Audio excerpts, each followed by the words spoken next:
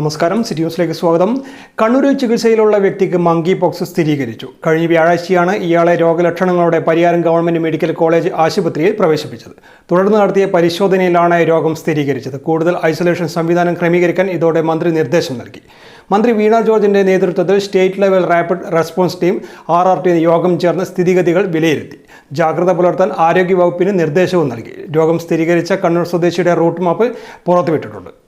Mpox രോഗം വളരെ ശ്രദ്ധയോടെ കൈകാര്യം ചെയ്യേണ്ട ഒന്നാണെന്നും രോഗലക്ഷണങ്ങൾ പ്രകടമായതിനു ശേഷമാണ് രോഗം പകരുന്നതെന്നും വിദഗ്ധർ അഭിപ്രായപ്പെട്ടു. സമ്പർക്കമുണ്ടായാൽ 21 ദിവസം ശ്രദ്ധിക്കേണ്ടതാണ്. വിദേശ രാജ്യങ്ങളിൽ നിന്നും വരുന്നവർക്ക് എംപോക്സ് രോഗലക്ഷണങ്ങൾ ഉണ്ടായാൽ ഐസൊലേഷനിൽ തുടരേണ്ടതും ആരോഗ്യവകുപ്പിനെ വിവരം അറിയിക്കേണ്ടതുമാണ്. എയർപോർട്ടുകളിൽ ഉൾപ്പെടെ അവബോധം ശക്തിപ്പെടുത്തിയിട്ടുണ്ട്. കോവിഡോ H1N1 ഇൻഫ്ലുവൻസിയോ പോലെ വായുവിലൂടെ പകരുന്ന ഒരു രോഗമല്ല എംപോക്സ്. രോഗം ബാധിച്ച വ്യക്തിയുമായി മുഖാമുഖം വരിക, നേരിട്ട് തൊലിപ്പുറത്ത് സ്പർശിക്കുക, ലൈംഗിക ബന്ധം, കിടക്ക, വസ്ത്രം എന്നിവ സ്പർശിക്കുക, സുരക്ഷാ മാനദണ്ഡങ്ങൾ പാലിക്കാതിരിക്കുക തുടങ്ങിയവയിലൂടെ രോഗസാധ്യത വളരെയേറെയാണ്. പ്രായമായവർ, കുട്ടികൾ, ഗർഭിണികൾ എന്നിവരെ പ്രത്യേകം ശ്രദ്ധിക്കണം. പനി, തീവ്രമായ തലവേദന, കഴലവീക്കം, നടുവേദന, പേശിവേദന, ഊർജ്ജക്കുറവ് എന്നിവയാണ് പ്രാരംഭ ലക്ഷണങ്ങൾ. പനി തുടങ്ങിയ ഒരാഴ്ചയ്ക്കുള്ളിൽ ദേഹത്ത് കുമിളകളും ചുവന്ന പാടുകളും പ്രത്യക്ഷപ്പെടാൻ തുടങ്ങുന്നു.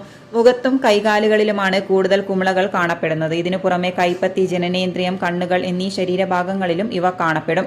അസുഖബാധിതരായ ആൾക്കാരുമായി നിഷ്കർഷിച്ചിട്ടുള്ള സുരക്ഷാ മാനദണ്ഡങ്ങൾ അവലംബിക്കാതെ അടുത്തിടപഴകുന്ന ആൾക്കാർക്കാണ് എംപോക്സ് ഉണ്ടാവാൻ സാധ്യതയുള്ളത്.